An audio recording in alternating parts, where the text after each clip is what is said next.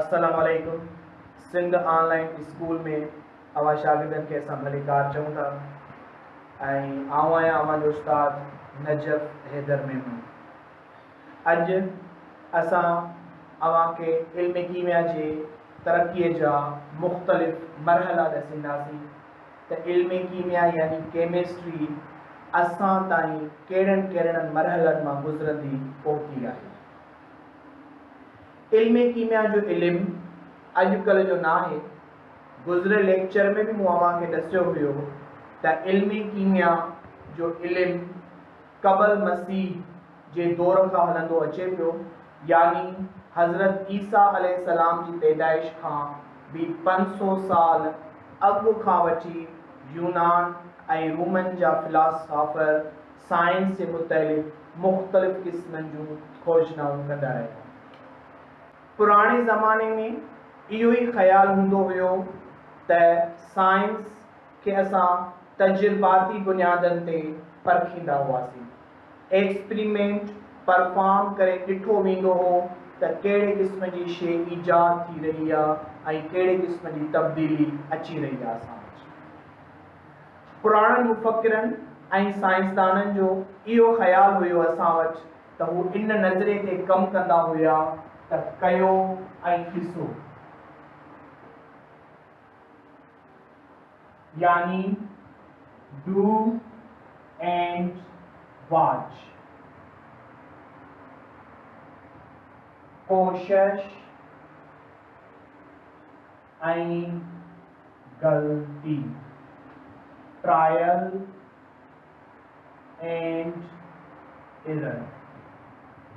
इहो कॉन्सेप्ट हूंदो हुयो पुराणनि मुफ़क्किरनि ऐं पुराणनि साइंसदाननि जो। चवंदा हुया त कयो ऐं जाचे ॾिसो त छा थी रहियो आहे, यानी एक्सपेरिमेंट परफॉर्म कयो, तजुर्बा करे ॾिसो त उन्हनि तजुर्बनि जे बुनियाद ते कहिड़े क़िस्म जूं नयूं शयूं अव्हां जे साम्हूं वजूद में अचनि पियूं। आम मुहावरो आहे असां वटि त इंसान ग़लतियुनि मां ई सिखंदो आहे। त अहिड़े नमूने सां इहो कॉन्सेप्ट अॼुकल्ह जो न आहे, इहो सदियुनि अॻु जो कॉन्सेप्ट आहे त कोशिश ऐं ग़लती यानी ट्रायल एंड एरर, यानी असां कोशिश कंदासीं तॾहिं असां सिखी सघंदासीं। त साइंस जो गुज़िरियल लेक्चर में मूं इहो ई ॿुधायो अव्हांखे त साइंस डिपेंड ई करे पई ॿिनि शयुनि ते। हिकु हुयो असां वटि ऑब्ज़र्वेशन, ॿियो हुयो असां वटि एक्सपेरिमेंट, यानी मुशाहिदो ऐं तजुर्बो। इहे ॿ बेसिक टूल हुया साइंस जा जेके सदियूं अॻु खां वठी हिन वक़्त ताईं राइज आहिनि त साइंस खे परखे ॾिसणो आहे, जाचे ॾिसणो आहे, तजुर्बो करे ॾिसणो आहे, एक्सपेरिमेंट करे ॾिसंदासीं त इहा शइ कीअं थी रही आहे असां वटि। मुख़्तलिफ़ साइंसदाननि मुफ़क्किरनि जे हवाले सां मुख़्तलिफ़ ॻाल्हियूं असां वटि मौजूदु हुयूं। बहरकेफ़ इल्म कीमिया जी तरक़ीअ में, इल्म कीमिया जे वाधारे में 3 दौर असां वटि तमामु घणा अहम दौर लेखिया वञनि था पिया, जिन मंझि हिकिड़ो पीरियड आहे असां वटि यूनान जो दौर यानी ग्रीक पीरियड, ॿियो असां वटि मुसलमाननि जो पीरियड आहे ऐं टियों असां वटि मॉडर्न पीरियड यानी जदीद दौर जेको हिन वक़्तु असां वटि हली रहियो आहे। इन्हनि टिनी दौरनि जे मुतअल्लिक़ मुख़्तसिर वज़ाहत कंदासीं असां हिते ऐं ॾसींदासीं त इन्हनि दौरनि में इल्म कीमिया जे अंदरि कहिड़े क़िस्म जूं नयूं शयूं वजूद में आयूं ऐं कहिड़े क़िस्म जूं शयूं ईजाद थियूं असां वटि।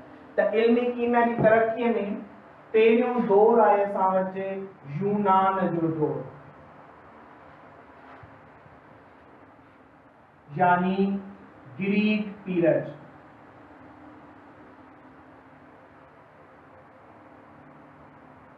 यूनान हिकु मुल्क जो नालो आहे जंहिंखे अॼुकल्ह असां एथेंस जे नाले सां यादि था कयूं पिया। पुराणो नालो इन जो यूनान जो शहर हो यानी ग्रीस।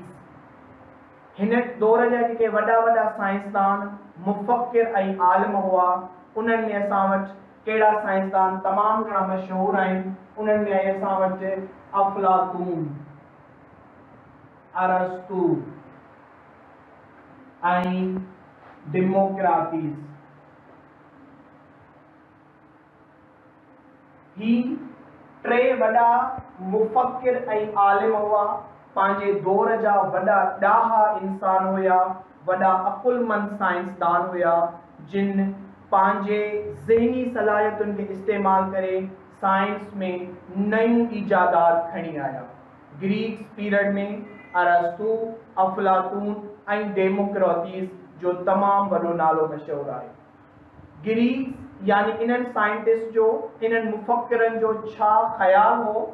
इन्हनि मुफ़क्किरनि जो इहो कॉन्सेप्ट हुयो त ये जेका बि पूरी दुनिया आहे असां वटि, इहा चइनि अंसरनि मंझां ठहियल आहे। यानी दुनिया जे अंदरि जेको बि मादो मौजूदु आहे, मैटर मौजूदु आहे, इहो समूरो मैटर चइनि अंसरनि जी मिलावट सां ठहियो आहे। ऐं उहे चार अंसर कहिड़ा आहिनि असां वटि?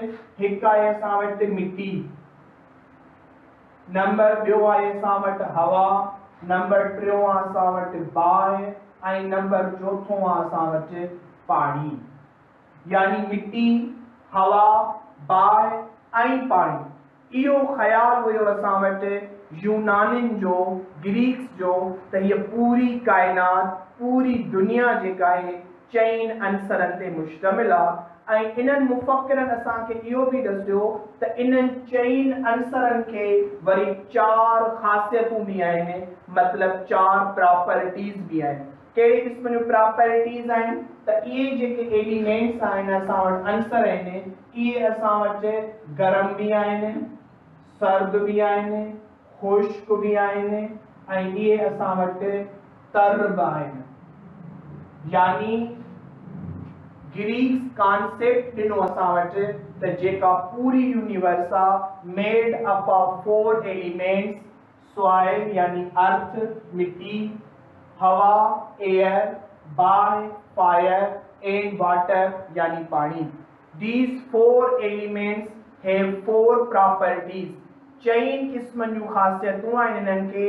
They are hot यानी ये गरम आहिनि, they are cold ये सर्द यानी थधा बि आहिनि, they are dry ये खुश्क आहिनि, and they are wet यानी ये तर बि आहिनि यानी आला बि आहिनि। इहो कॉन्सेप्ट हुयो असां वटि ग्रीक्स जो, यूनानियुनि जो। उन खां अलावा ग्रीक्स जे दौर में ई वरी रोमन बि अचनि पिया असां वटि, यानी रूम जा साइंसदान। इन्हनि रोमन्स जो घणे खां घणो जेको ख़्याल हुयो, माना जेको कॉन्सेप्ट हुया, उहे इन्हनि जा कम हुया असां वटि मिटीअ मां बर्तन ठाहिण। त मिटीअ मां बर्तन कीअं था ठाहिनि ऐं उन्हनि बर्तननि ते मीनाकारी करणु। मीनाकारी मां मुराद आहे त इन्हनि बर्तननि ते इहे छा पिया कनि? रंग साज़ी पिया कनि, चित्रसाली पिया ठाहिनि। त इहे कहिड़े नमूने सां मुख़्तलिफ़ कलरनि खे पाण में मिलाइनि पिया, डिज़ाइनूं पिया ठाहिनि मुख़्तलिफ़ क़िस्मनि जूं, मिटीअ मां मुख़्तलिफ़ क़िस्मनि जा बर्तन कहिड़े नमूने सां ठही रहिया हुआ असां वटि। इहो सॼो कमु हुयो असां वटि ग्रीक पीरियड जे अंदरि। इहो कुझु अहम पॉइंट्स हुयूं असां वटि ग्रीक पीरियड्स जूं। जीअं ग्रीक पीरियड ख़तमु थियो, उन खां बाद में इल्म क़ीम जी तरक़ी में हिकिड़ो ॿियो दौर थो अचे, जंहिं दौर जो नालो था रखूं असां मुसलमाननि जो दौर यानी मुस्लिम पीरियड।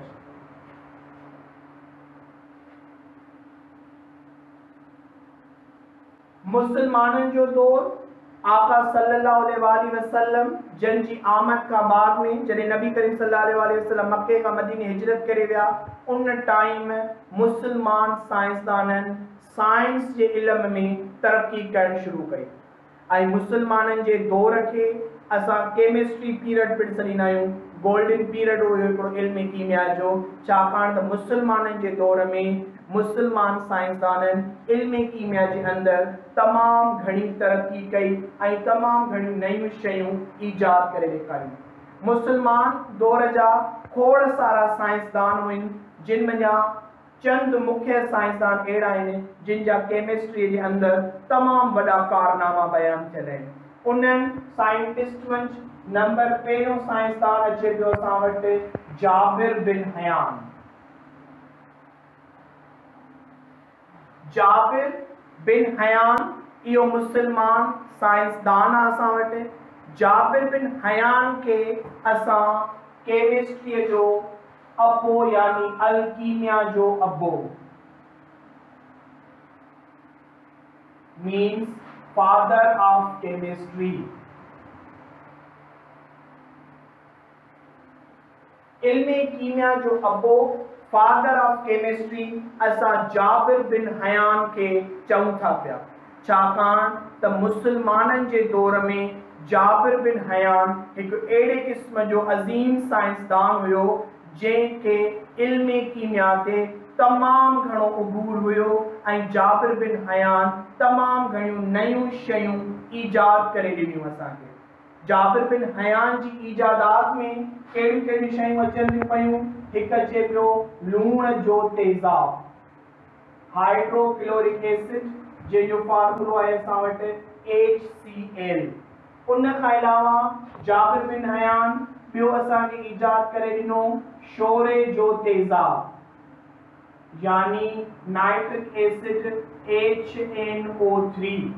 उन खां अलावा जाबिर बिन हयान सुफ़ेदो पिणु तयारु कयो असां वटि, जंहिंजो फार्मूलो आहे असां वटि लेड ऑक्साइड। इहे कुझु केमिकल्स हुया जेके जाबिर बिन हयान पंहिंजे दौर में ईजाद कया। उन खां अलावा जाबिर बिन हयान ॿियो कहिड़ो कारनामा सरअंजाम ॾिना। जाबिर बिन हयान कपड़नि खे रंग करण जो तरीक़ो पिणु सम्झायो असांखे, त कपड़नि खे कहिड़े नमूने सां रंग करे सघूं था यानी रंगे सघूं था असां। उन खां अलावा जाबिर बिन हयान धातुनि मंझां धातुनि खे जेको आहे सो कढियो, कच धातुनि मंझां जेके हुननि एक्सट्रैक्ट हुया उन्हनि मंझां कढी करे जाबिर बिन हयान मेटल्स खे सेपरेट कयो। इहे कुझु कारनामा हुया जाबिर बिन हयान जा असां वटि। उन खां अलावा मुस्लिम पीरियड जो वरी हिकिड़ो ॿियो वॾो साइंटिस्ट आहे असां वटि अल राज़ी। अल राज़ी पिणु मुसलमान दौर जो हिकिड़ो अज़ीम साइंसदान, मुफ़क्किर, दानिश्वर, माहिर सर्जन रही चुको आहे। जाबिर बिन हयान खां बाद में अल राज़ी जे दौर में सर्जरी थींदी हुई यानी ऑपरेशंस थींदा हुया। सर्जरी जे लाइ पहिरियां तमामु घणी तकलीफ़ हूंदी हुई, पोइ अल राज़ीअ माण्हूअ खे बेहोश करण जे लाइ हिकिड़ी दवा ईजाद कई, जेका हिन दवा खे मंझां बेहोश करण जे लाइ आफीम यानी ओपियम, ओपियम मां बेहोश करण जे लाइ हिकिड़ी दवा तयारु कई, जंहिं दवा खे वरी अल राज़ीअ सर्जरीअ जे तौर ते इस्तेमालु कयो। यानी उहा ओपियम मां ठहियल मेडिसन जॾहिं उन माण्हूअ खे इंजेक्ट कराई वेंदी हुई त उहो बेहोश थी वेंदो हो, पोइ वरी उनजी सर्जरी कई वेंदी हुई। यानी अल राज़ी पंहिंजे दौर जो तमामु वॾो माहिर सर्जन पिणु रही चुको आहे। उन खां अलावा अल राज़ीअ जो ॿियो जेको बहितरीन कारनामो हो उहो हुयो त शयुनि खे जानदार ऐं गैर जानदार शयुनि में तक़सीम कई। यानी अल राज़ीअ सबस्टेंसेस के छा कयो, क्लासिफाई कयो, विरहाई त जानदार शयूं न अलहदा करे रखियूं ऐं गैर जानदार शयूं न अलहदा करे रखियूं। उन खां अलावा अल राज़ी जो ॿियो कारनामो असां वटि हुयो त हिन इथाइल अल्कोहल, इथाइल अल्कोहल जंहिंखे असां शराब पिणु सॾींदासीं। इथाइल अल्कोहल जो फार्मूलो असां वटि C2H5OH। इथाइल अल्कोहल के तैयार करण जो तरीक़ो by the process of fermentation यानी खमीरजण जे अमल जी मदद सां यानी अल राज़ीअ इथाइल अल्कोहल के तैयार कयो। यानी इहे कुझु कारनामा हुया असां वटि इन्हनि साइंटिस्ट जा। उन खां अलावा मुसलमान साइंसदान इन ॻाल्हि में तमामु घणी दिलचस्पी रखंदा हुआ त हू मुख़्तलिफ़ शयुनि जा केमिकल्स रिएक्शन कराए सोन ऐं चांदी ठाहिण जी कोशिश में हूंदा हुया। ही जेको शोरे जो तेजाब तैयार कयो जाबिर बिन हयान, असुल में जाबिर बिन हयान सोन ठाहिण चाहे पियो, पर सोन ठहण के बजाय हिकड़े क़िस्म जी नई शे ईजाद थी वई जेके जाबिर बिन हयान शोरे जो तेजाब जो नालो ॾिनो ऐं उहा नाइट्रिक एसिड हुई। हालांकि मुसलमान साइंसदान जेके हुआ उहे इन सोन ऐं चांदी ठाहिण में घणे क़दुरु कामयाब न विया, पर हुननि कोशिश ऐं ग़लती कयो ऐं ॾिसो जे बुनियाद ते अहिड़े क़िस्म जा कारनामा सर अंजाम ॾिना जो हिननि जे कमु करण मंझां नयूं शयूं ईजाद थी वयूं असां वटि, जंहिं मंझि उन खां अलावा जाबिर बिन हयान जो ॿियो कारनामो आहे असां वटि गंधरफ जो तेज़ाब यानी सल्फ्यूरिक एसिड H2SO4, इहो पिणु असां वटि जाबिर बिन हयान जे कारनामनि में अचे पियो। उन खां अलावा मुसलमान साइंसदाननि में इब्ने सीना है, अल बेरूनिया, इहे भी पंहिंजे दौर जा वॾा ॾाहा ऐं अकुलमंद साइंसदान हुआ जिन भी तमामु घणी तरक़ी करे ॾेखारी असांखे मुस्लिम पीरियड्स में। मुसलमाननि जे दौर खां बाद में जेको हाणे पीरियड मौजूदु आहे जंहिं पीरियड खे असां सॾियूं पिया मॉडर्न पीरियड यानी जदीद दौर।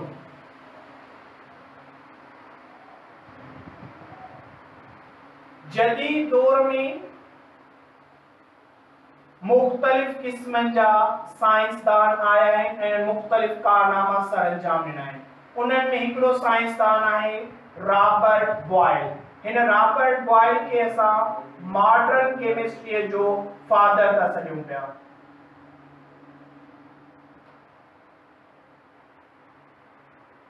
मतलब छा?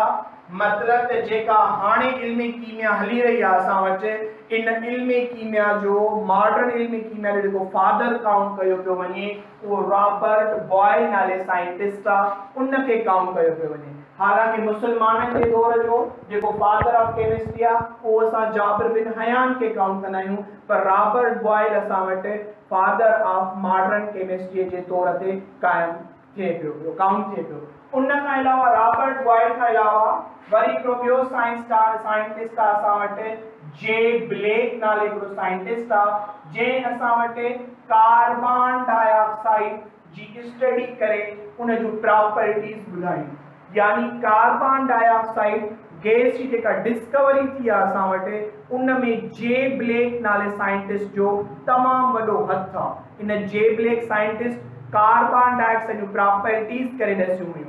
उन खां अलावा वरी हिकिड़ो ॿियो साइंटिस्ट थो अचे असां वटि जे प्रेसली। हिन जे प्रेसली ऑक्सीजन, सल्फर डाइऑक्साइड ऐं हाइड्रोजन क्लोराइड गैस इन टिनी शयुनि जे मुतालिक़ असांखे डिटेल में ॿुधायो, यानी ऑक्सीजन जेका डिस्कवर कई आहे असां वटि उहा बि जे प्रेसली डिस्कवर थियल आहे, सल्फर डाइऑक्साइड जेका गैस आहे उहा बि जे प्रेसली डिस्कवर थियल आहे, हाइड्रोजन क्लोराइड गैस जी जेका ईजाद थी आहे असां वटि उहा बि जे प्रेसली जी ईजाद थी आहे। उन खां बाद में वरी ॿियो साइंटिस्ट आहे असां वटि शेली। शेली नाले हिकिड़ो साइंटिस्ट आहे जंहिं असां वटि क्लोरीन जो मुताइलो कयो आहे, यानी स्टडी ऑफ क्लोरीन। क्लोरीन जूं जेके प्रॉपर्टीज़ आहिनि असां वटि उहे शेली असांजे साम्हूं वज़ाहत कई आहे। उन खां बाद में वरी मॉडर्न पीरियड में हिकिड़ो ॿियो साइंटिस्ट थो अचे पियो कैवेंडिश। कैवेंडिश नाले साइंटिस्ट असां वटि हाइड्रोजन गैस के डिस्कवर कयो आहे। तो यानी मॉडर्न पीरियड में मुख्तलिफ साइंसदान आया आहिनि, उन्हनि मुख्तलिफ शयुनि खे असांजे साम्हूं डिस्कवर करे आंदो आहे कैवेंडिश। कैवेंडिश खां बाद में वरी ॿियो साइंटिस्ट आहे असां वटि लेवेज़र। लेवेज़र असांखे इहो ॿुधायो आहे त ऑक्सीजन हवा में 5 हिस्सो मौजूदु आहे, माना हवा में ऑक्सीजन जो 5 हिस्सो मौजूदु आहे। इहो असांखे लेवेज़र नाले हिकिड़ो साइंटिस्ट आहे उन ॿुधायो आहे। अॼुकल्ह असां हिन लेवेज़र खे बि as a father of chemistry पिणु काउंट कयूं पिया, छाकाणि त जीअं दुनिया तरक़ी कंदी वई त मुख़्तलिफ़ क़िस्मनि जा साइंसदान साम्हूं आया ऐं मुख़्तलिफ़ क़िस्मनि जूं नयूं ईजादात पिणु थियूं असां वटि। उन खां बाद में वरी ॿियो साइंटिस्ट थो अचे पियो असां वटि जॉन डाल्टन। जॉन डाल्टन असां वटि एटमी नज़रियो पेश कयो आहे। ऐं उन खां अलावा ॿियो साइंटिस्ट आहे असां वटि मेंडलीफ नाले साइंसदान। हिन असां वटि दोहरी जदवल यानी पीरियाडिक टेबल शाया कई आहे। त ही कुछ मॉडर्न यानी जदीद दौर जा साइंटिस्ट आहिनि असां वटि, जिन साइंसदाननि मुख़्तलिफ़ क़िस्मनि जा कारनामा सरअंजाम ॾेई करे मुख़्तलिफ़ क़िस्मनि जूं शयूं ईजाद कयूं आहिनि। अहिड़े नमूने सां इल्म कीमिया यानी केमिस्ट्री मुख़्तलिफ़ मराहिल मंझां गुज़रंदी अची करे जदीद दौर यानी मॉडर्न पीरियड असां ताईं पहुती आहे। यानी इहो सफ़र क़बल मसीह खां हलियो आहे ऐं हली करे हेसि ताणी पहुतो आहे।